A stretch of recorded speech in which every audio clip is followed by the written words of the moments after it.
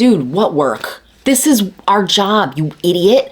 Do you want to know what 7 of the biggest regrets that homebuyers have after they purchase their first home? We're going to talk about that today, and we're going to dive right in. Number 1, not researching the location. You know what they say about location in real estate? That will never fail you as great real estate advice. You want to research the location, but you also need to spend time there. You want to eat in the restaurants. You want to drive through the streets at various points in the day or night. You want to see if there are kids running around during the day when they should be in school. Are there kids running amok at night when they should be in bed? All of that fun stuff. Are there things happening at night that you don't want to have happen? You don't want to have to park your car and walk through this neighborhood. These are things that you need to research, and you definitely want to do that at all times of the day and evening hours. You also, I would say, this is like important and maybe something that not everybody thinks about, is you would want to check the school scores and see how many students live in Boundary, if that's provided. Even if you don't plan to have kids, or you don't have kids now, or your kids are grown and gone, I generally find that the schools they give like a really strong clue as to what's happening in the neighborhood. School scores and high in Boundary attendance indicate that people who live in the neighborhood have made more than just a financial investment there. That's their people. Like, this is their community. Now, I made the mistake of not researching the location with the first condo that I purchased when I was in my 20s. I did not drive through the neighborhood at various times. I was so excited to find something in my price range and to get out of where I lived, because that was a disaster. And I severely neglected several things that really impacted my quality of life. First, I did not calculate the commute time to work.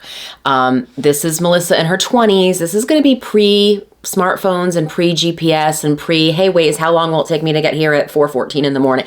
We didn't have any of that back then. I had to wing it. And I did not go check what traffic was going to be like in the morning or the afternoon.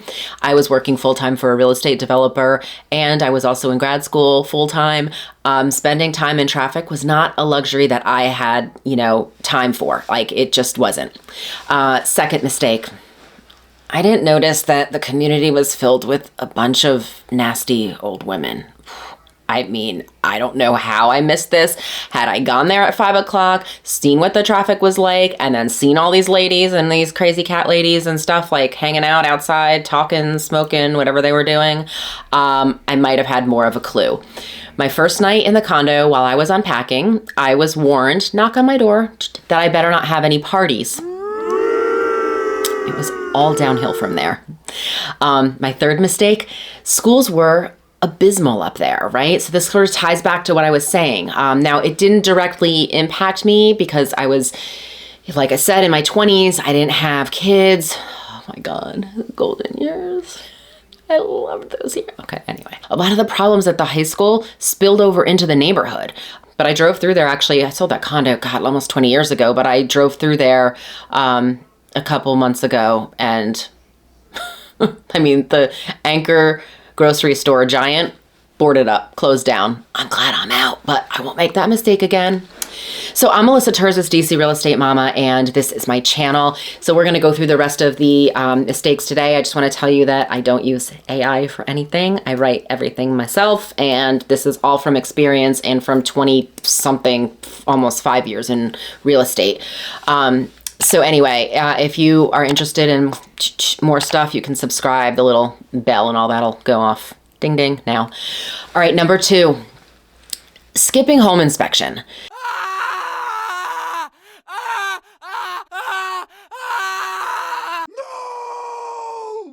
So first, let me say, and let me yell this for the back of the room, nobody has ever skipped a home inspection on my watch. I don't allow that.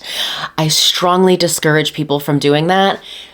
There is 1 or 2 of you that insisted you did not want to do a home inspection, but you're really good-natured about the money pit that you've purchased, and I like watching those stories on Facebook and Instagram and knowing that it's not my fault. Anyway, every single house, to include new construction, has things that need to be adjusted, fixed, repaired. In the crazy heyday of real estate, many people would actually do here what they called a pre-inspection. And a pre-inspection was essentially just a home inspection, which was prior to the offer being submitted. And the reason for this was just so that you could waive the home inspection as part of your offer, but not be in the dark about the home's condition. This also used to mean that there could be a dozen other people doing a pre-inspection. So it was always a disaster because you knew that when you were there, only one of the 10 or 12 of you were getting the house. And you tried to be polite to the other buyers, but really you wanted to claw their eyes out. Anyway, skipping a home inspection can have catastrophic consequences. I could go through all of the worst case scenarios, but you know what they are. Leaking roofs, basement floods, structural issues, decades old water heaters, AC units that are from, I don't know, like the turn of the last century, failing boilers, rodents. These are things that would be uncovered. Just don't do it. Don't do it, you guys. Always get a thorough home inspection. Number 3, not checking permit status. Now, there is no way to really find out like what percentage of home repairs and renovations are unpermitted, but I would bet you that it's a lot. I would actually just wager a guess that it's 50% at least. Locally here in Washington, D.C., you can easily check for permits in most jurisdictions in the area. There are lots of what we call flips, where the permits are non-existent. There are some places like Washington, D.C., also Prince George's County in Maryland, where they've been historically lax on enforcing permits or even requiring that they exist. Now, I recently purchased property in Florida. The first thing that the title attorney did after that introductory email was open up a search on open permits. And he said, there is an open permit on the property, and I'm going to go ahead and get that closed out and finalized for you. And that was done within a day or two. Impressive. I mean, I don't even know what it was for, but it was interesting that they actually checked and that was part of their process. That's not part of the process here. So it's something that like I will do. It's just, you don't necessarily like see people that are, hey, there's open permits on here. Anyway, I do it for clients and I will flag anything for the home inspector as well. But with so much information available online, this is very important to do. When the market turns to be a seller's market again, and it will, a lot of unpermitted garbage is going to get sold to unsuspecting buyers, and that will usually come back around as a problem. It always does. If the market turns when you're trying to sell, guess what? You're going to have to fix somebody else's unpermitted work, and it might be costly. So you don't want to have to do that. Number 4 is not buying sooner. I know this is a weird regret, but the best time to buy a house, it's always 5 years ago, always.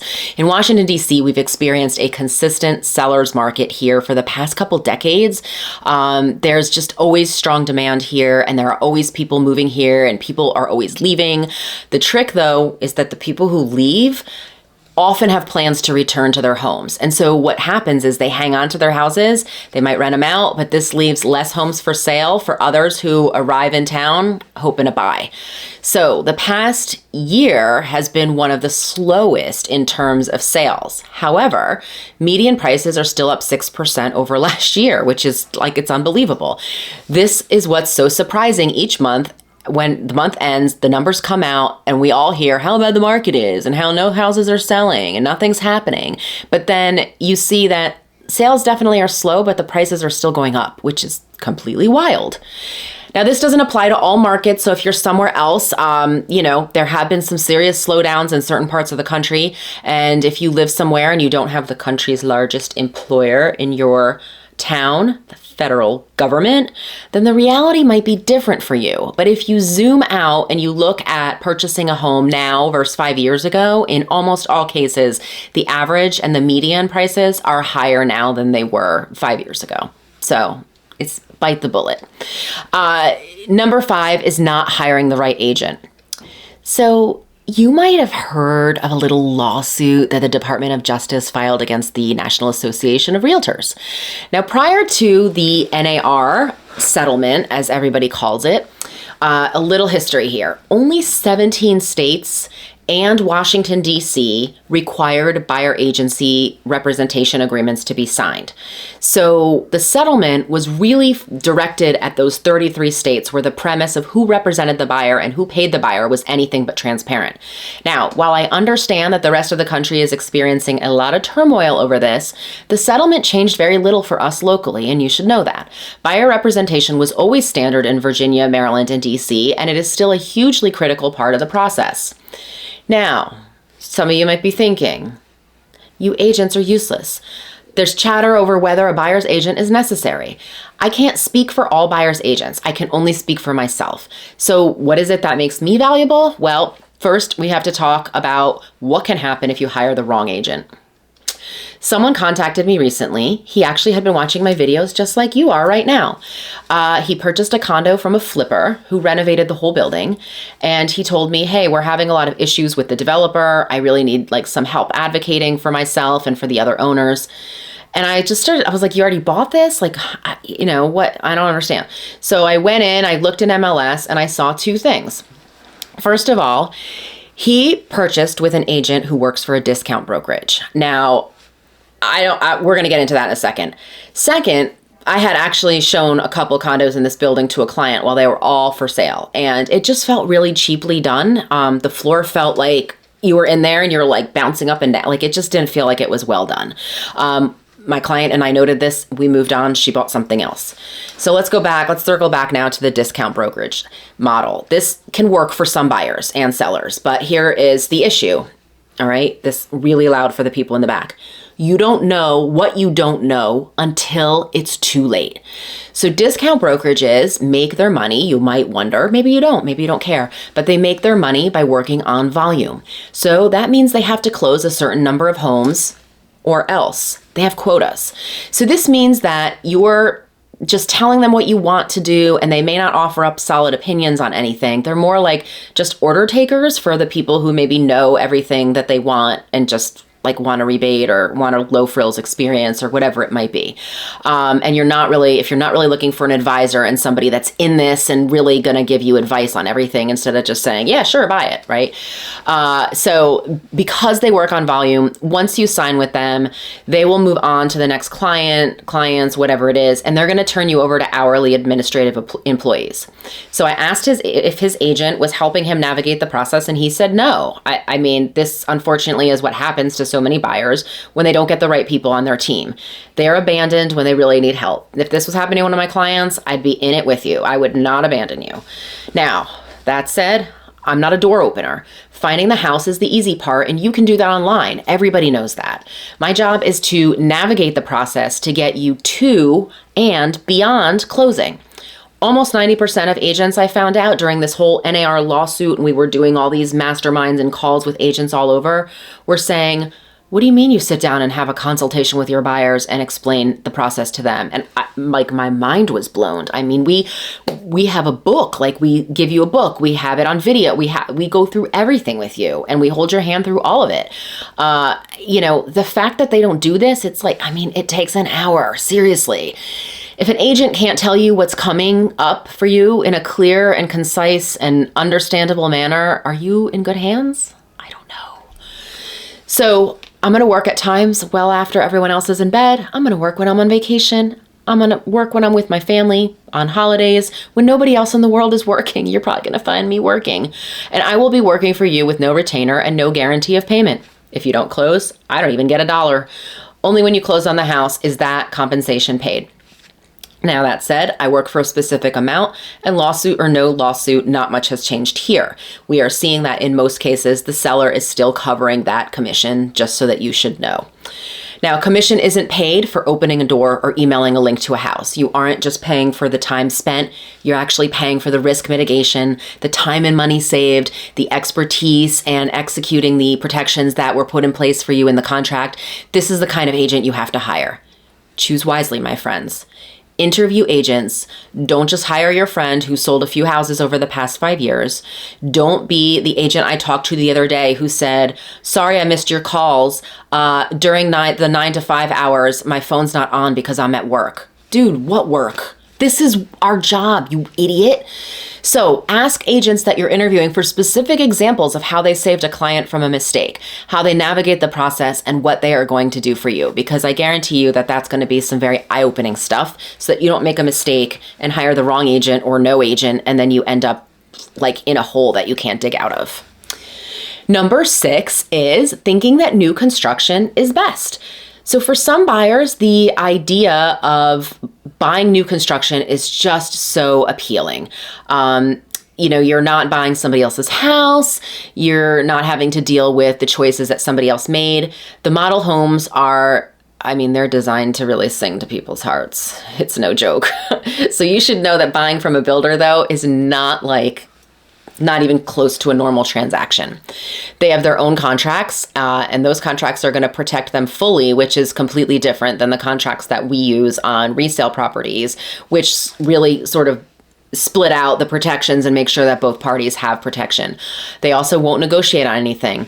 They are going to offer you what seems like a huge concession, closing cost credit, whatever they call it, but it's wrapped in with you using their preferred lender and title company. Sometimes they even own the lender and title company, so they're making stacking money on top of money, making money off of you and your purchase. You're also going to pay a premium. Builders have to squeeze a profit out of the house that they are selling, and they will not sell unless they achieve that profit. If they're publicly traded on the New York Stock Exchange, good luck. They're not going to budge at all an inch on price. You will not have equity in your house for several years. So if you're planning to sell in the next, 3 to 5 years, this actually is not the way to go. You'd be better off financially buying a home that needs work, fixing it up, and then that would secure your best chance to come out ahead financially. Number 7 is choosing the wrong lender. So I work with several excellent and well-vetted lenders who've done work for my clients, then hit it out of the park. So I don't refer you to somebody who's going to screw things up or somebody who gives me a kickback, because that's illegal. We don't do things like that. Sometimes people want to use a lender from their hometown several states away. And while you can absolutely do this, you should know a couple things. Not having a local lender can really impact your chances of getting a house. And there's a huge learning curve trying to get buyers just to understand the market in DC. But to get a lender that's not from here to also understand it, to help you pivot into a loan program that's going to be the most competitive and help you, that's just, the learning curve is very, very steep on all of this. So we just have to wait for the lender to figure out the nuances. We have to educate them. It's the only thing it might do is it could impede your process here. And if there's a house you have your heart set on and you're up against a local lender and you've got a credit union or something that's in another state or whatever, just know that they may not pick your offer because of that. So you don't want to make that mistake, because you don't want to lose the house either once you decide on what it is. So that is that. My contact info is coming next. If you have any questions or anything at all, I am more than happy to answer.